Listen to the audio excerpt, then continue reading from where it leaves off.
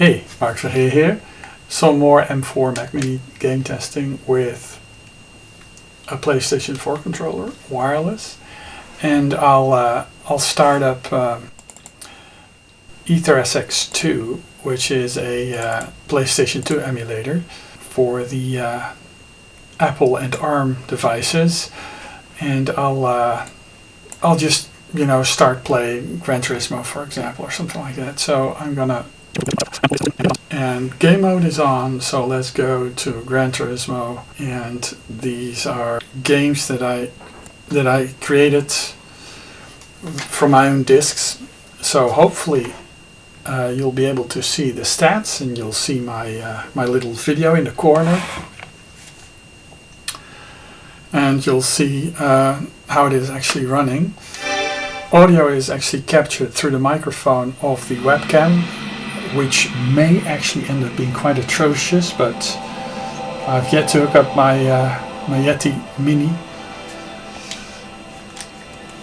Using a controller, a PlayStation controller with PlayStation 2 games actually is wonderful. It really gives you the sense of playing on a real system.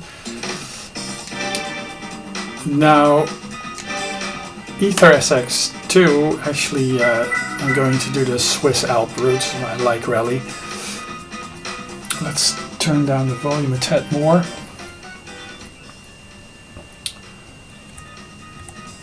Like so. I like rally driving. I like, for example, I really like this car, and yeah, it really shows you how nice the PlayStation 2 actually is capable of displaying graphics. PlayStation 2 emulation has come a long way. There's force feedback in it, and it feels really solid, although the frame time graph actually is all over the place, but it really is consistent in its inconsistency.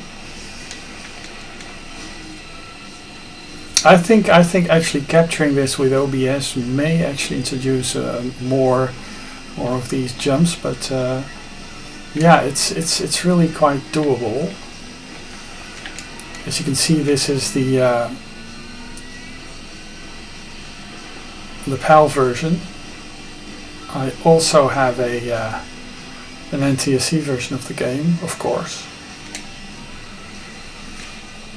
Yeah, it's a bit inconsistent when capturing it, so actually this doesn't show you the smooth gameplay that I actually am getting when I'm not capturing this with OBS. But I guess OBS and capturing this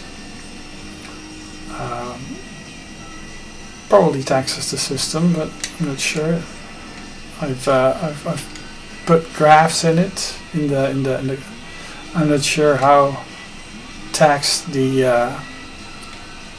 CPU and the GPU are, but of course this actually with 1.5, I believe, this is an older version of the PlayStation 2 emulator. It has since made great advancements. I'm not sure if the official version, if that already caters for native ARM CPU support, because a lot of software actually still is running through Rosetta, which is a sort of a Pentium 2 like, very fast like, I'm not sure,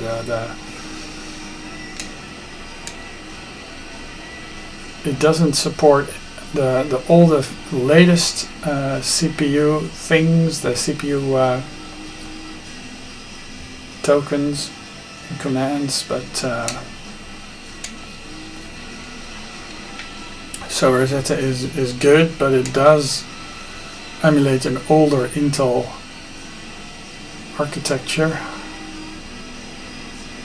So like you're running the latest i3 or i7, i9 or Ultra Core, or what Intel is actually creating right now. So I'll I'll actually boot up the American version also, and also do this track.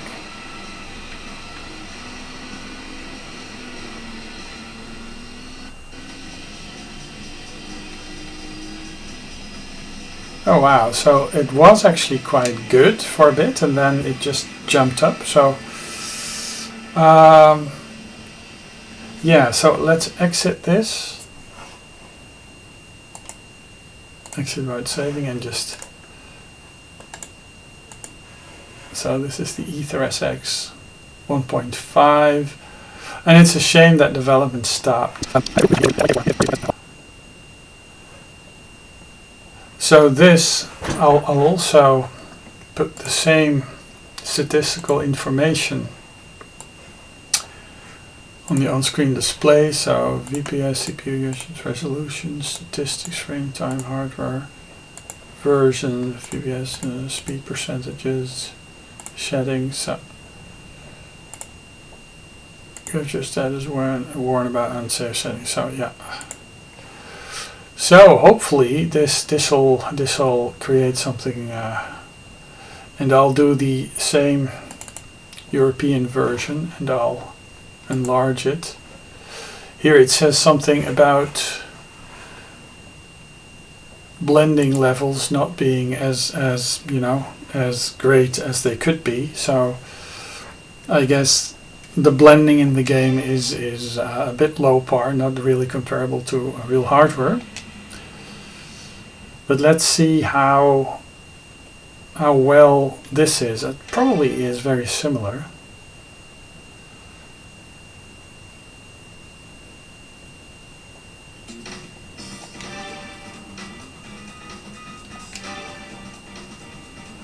And of course the average frame rate does matter, but also the frame times. If the frame times are too different, then the game feels sluggish and not how it is supposed to do. But you can see actually with this version of the emulator, just the regular version. Oh, and this actually is upscaled. This is actually upscaled to 1280 by 124. So it's like, and it's actually managing well. So you can actually see that AetherSX2, I would not put, how do you say that, too much energy into making that work properly, because with version 2 point something, the PCSX2, the main version of the emulator, actually produces excellent running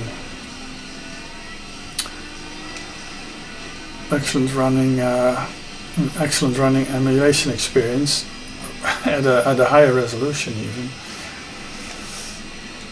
So yeah, this actually shows you that how capable the PlayStation 2 actually is, and a lot of its potential actually remained untapped. It's also believed that the computational power of the PlayStation 3 and PlayStation 2 don't necessarily are as far apart as many want us to believe. Of course, the PlayStation 3 with its multi-cores weird structure. Well, actually, every console that Sony has put out with the PlayStation 2, PlayStation 3 is actually a quite a convoluted system. I think most mainstream systems were the original PlayStation, which actually is very similar to a Nintendo 64. But there's weird memory management things, and the PlayStation Portable, which is also it has a similar processor. I thought it was ARM based, but that's not. It's actually from the same type of CPU as as the Nintendo 64 and the original PlayStation were. But you can see the frame time differences are much less. And I must say this, yeah, Apple just turns on this game mode thing where it actually turns into something that is actually very lag free. They really have made gaming on Mac really easy. And with the M4 and the M1 actually it's also possible to run various tablet and phone apps, because basically iOS and Mac OS are the same. So yeah, this actually is running quite well, isn't it? So if I run the American version of that, this is of course running at 60 Hertz. Now you can actually enhance the blending on this, and it'll perform just as well, because it's not a very taxing thing to do. But some games don't like it, so I tend to just leave it off. But you can actually have configurations per game if you really wanted to. So it says 60 frames per second, metal hardware, PCSX2 2.3, 100, 1280 by 896 interlace frame. CPU is a virtual Apple II and Apple M4. And let's just do the same. Let's just do the same race. The Swiss. So back when the M1 came out, most Apple-based software, including emulators, were still on the Intel platform. So it's actually quite reminiscent of the move from G4, G5 architecture to the Core to Duo architecture, Intel architecture back in the day with Mac OS 10, what is it, Tiger. And I remember being quite fascinated by Rosetta then. I actually had a Mac G4, but I also had an Acer laptop. Actually, my Windows XP Acer laptop, that basically with a Pentium M and a Radeon 9700 graphics card. But basically, that's actually very similar to the first one of the first MacBooks, and that Intel was using. And so you had hardware accelerated Tiger on an Intel machine, an Acer laptop, and every hardware element was supported. You did need to patch text and stuff, and nowadays actually booting Mac OS on an Intel machine is not very difficult, because they have perfected the way it works with this bootloader thing, and then on the fly making changes so that you basically run the most unmodified version of Mac OS, and even updating and stuff works well. But back then you really needed to change quite a fair few key elements of the software. You had to load a different kernel, really dig into the system, had to change ID and product numbers, manufacturer numbers, and drivers and stuff. It's actually quite funny how accessible changing bits of Mac OS was, because a lot of things were defined in text files, and you could alter those. coming back to this emulator, to the M1, the M1 Mac was actually already quite amazing, Apple Silicon, and they did an amazing job with Rosetta,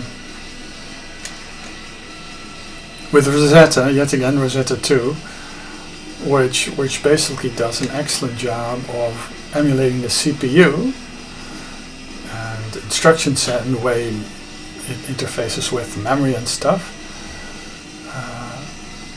And it's actually quite amazing how fast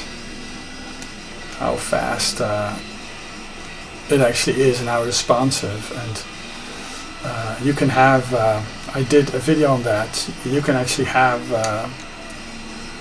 the RPCS3 PlayStation 3 emulator that actually does a recompilation of the PlayStation 3 game code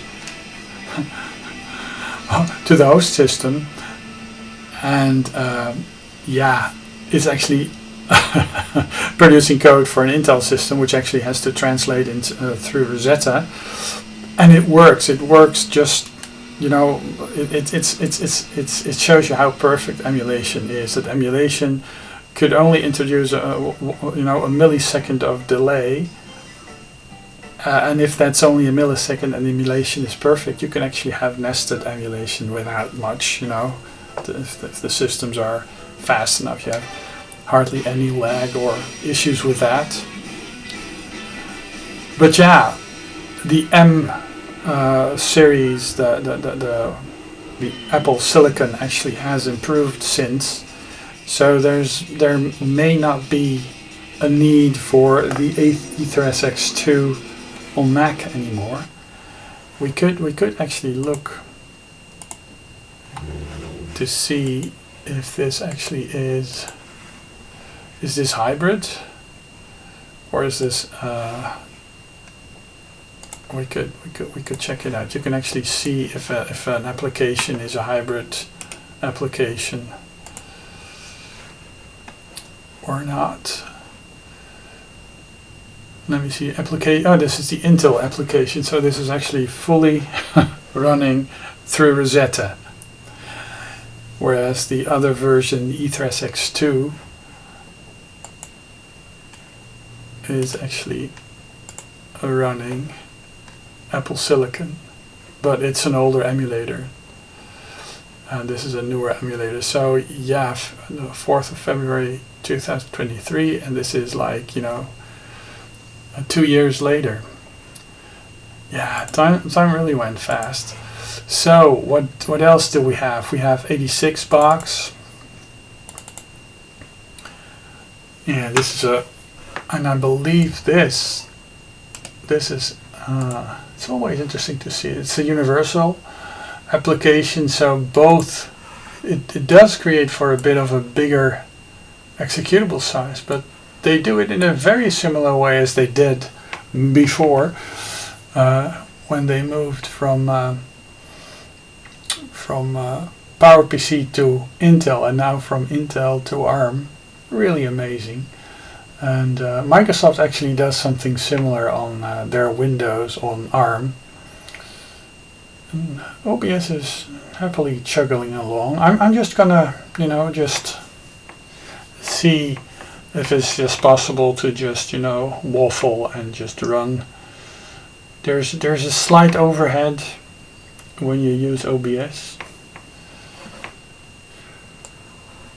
but yeah, it's actually quite amazing. And these give you some information about the cores, the CPU cores, and this is the amount of RAM, and this is the drive. So you have a bit of insight on how taxed the system is, and it's not taxed very highly. So what am I emulating here? This is Windows 98, 256 megabytes of RAM, and let me see this. Oh, we could do one of those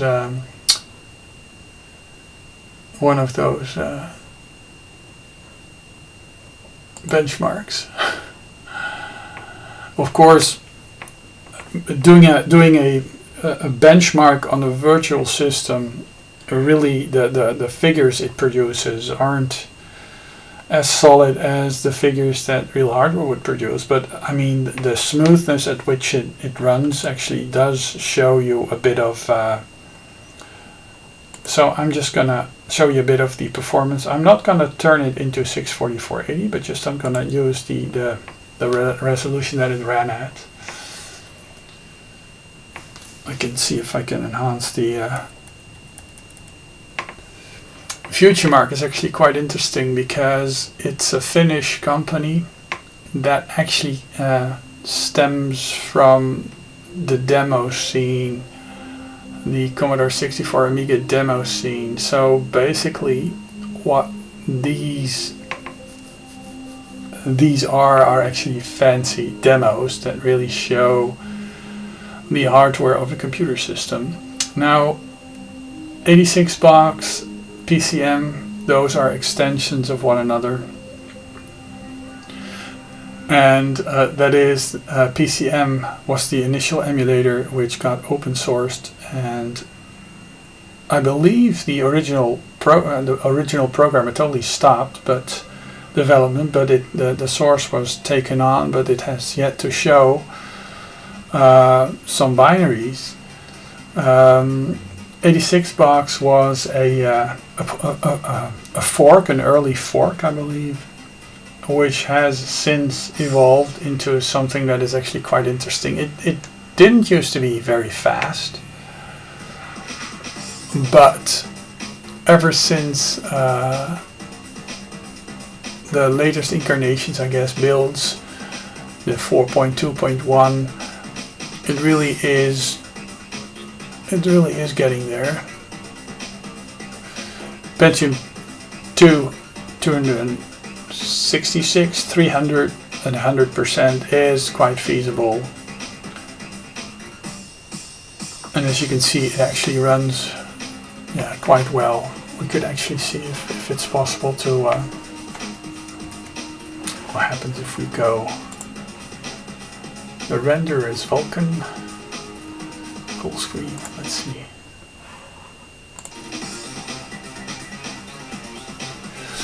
Yeah, I'm not sure. And this is really amazing because this used to be like 2025. This is actually very well, very good.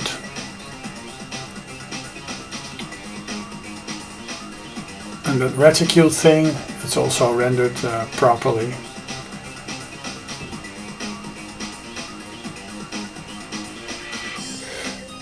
Quite interesting to see how OBS actually treats this. I think it probably just keeps the screen.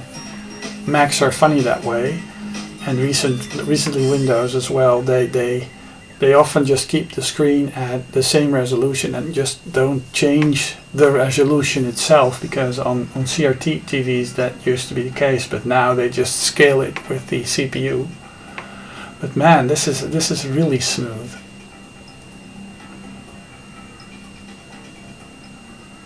So I mean, DOS gaming.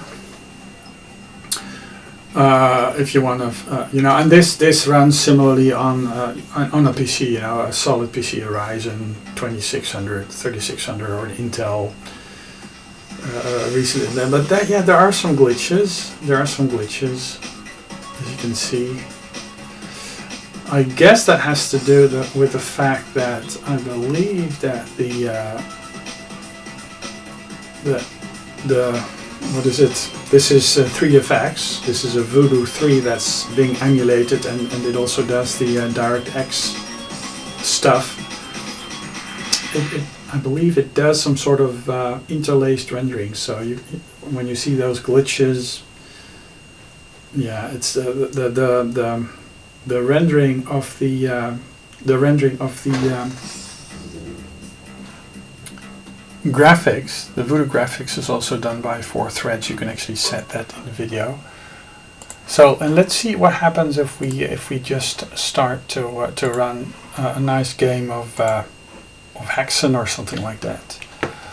Now I do still have to turn off sticky keys or something like that, because if you do repeated key presses, then Heretic? Oh, why not? Ooh.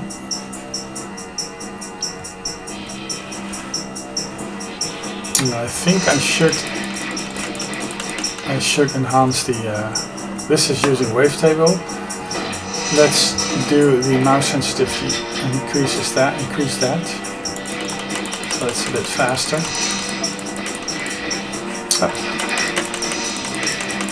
Yeah, on Mac you really need to check the mouse sensitivity, because it does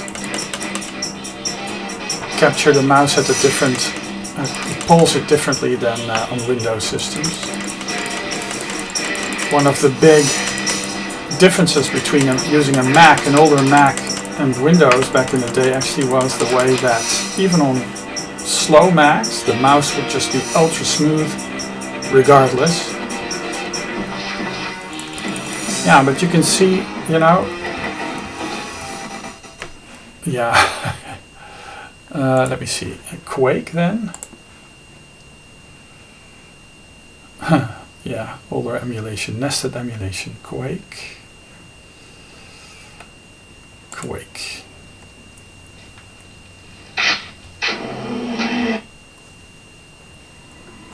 So this basically is the 320 by 200.